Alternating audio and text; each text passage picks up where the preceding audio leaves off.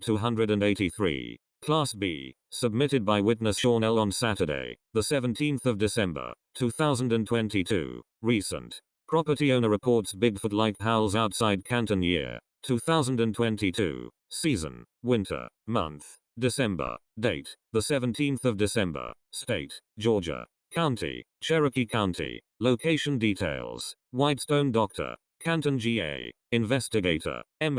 Notes. GPS coordinates for location of howler 34.173506, -84.464559. Nearest town. Canton GA. Nearest road. Hickory Road. Observed. I have heard a strange mournful howling, as I've heard it described, several times in the middle of the night, but last night it was only 50 feet from my house at 2 a.m. It was a loud howl like humanoid or larger, not a dog. I grabbed my rifle and opened the door and immediately it stopped. About 30 minutes go by and I hear it again. This time sounds like it's a quarter mile away, but very loud. I have been researching all types of animals that could make such a noise and have found no answers, except Sasquatch. I have heard the noise 4 or 5 times within a 3-year period of living here, always in late November or December. Also noticed, my dog caught and maybe killed a rabbit about an hour before the sounds. The rabbit escaped my backyard but was injured. The next morning, just now, I discovered a patch of rabbit fur beyond my fence. Maybe it died on the other side and then was eaten. Other witnesses. Not this time but in the past my mother has heard the same howling at 1-3 a.m.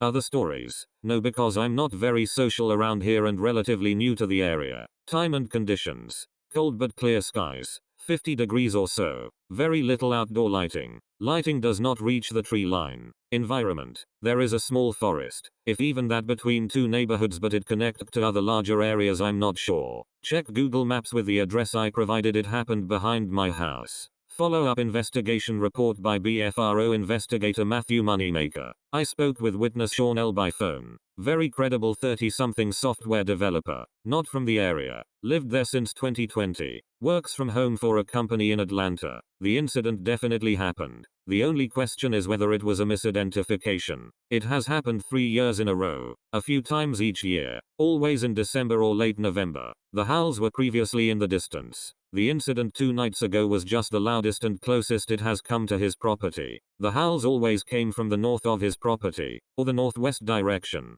Some people may initially question the location after taking a brief glance at the surrounding area shown in aerial photos. They will think there are way too many houses and roads and people in this area. But it is one of those situations where the aerial photos are actually deceiving. The area is not solid suburbia. It is tracts of homes interspersed in dense woods with lots of unfenced gaps in between the tracts. Deer freely move around in these gaps. Sean has seen deer on every side of his property. No hunting is allowed so close to homes, so it's actually a sanctuary for deer. With respect to human hunters, there is definitely a green belt path for many deer to come down into this sanctuary zone from the expansive forested hills of Lake Allatoona area to the northwest. After midnight, a Bigfoot could cross all the roads only where there is forest on both sides, never leaving itself exposed to headlights for more than few seconds. Not many cars on the road at 2 a.m. around here. To return unseen to those expansive forests to the northwest in the wee hours, it would head north from that property through woods out of view and cross only a few small roads for 2.5 miles until it reached the abandoned railroad bed following Scott Mill Creek. Following that railroad bed northward late at night, it can cross under the freeway 595 out of view and shortly thereafter reach Canton Creek. Then through cover follow Canton Creek to the Etowah River. From the Etowah River it is home free to the wide open hills. As for the potential for misidentification,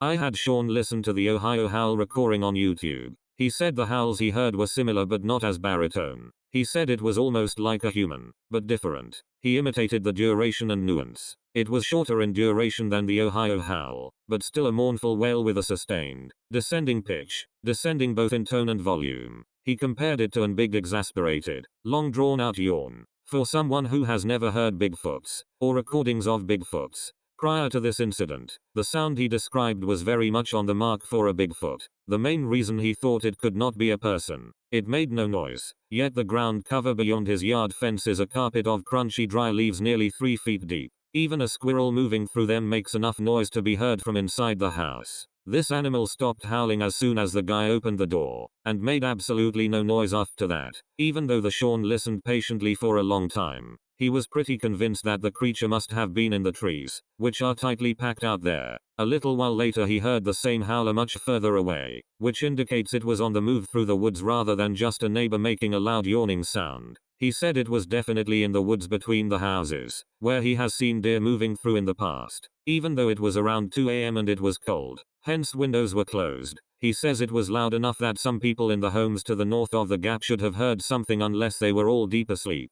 We are seeking feedback from others in the area on the Facebook group for the BFRO. To find that group on Facebook, search the groups section for BFRO 1995. Don't be fooled by imposter BFRO Facebook groups.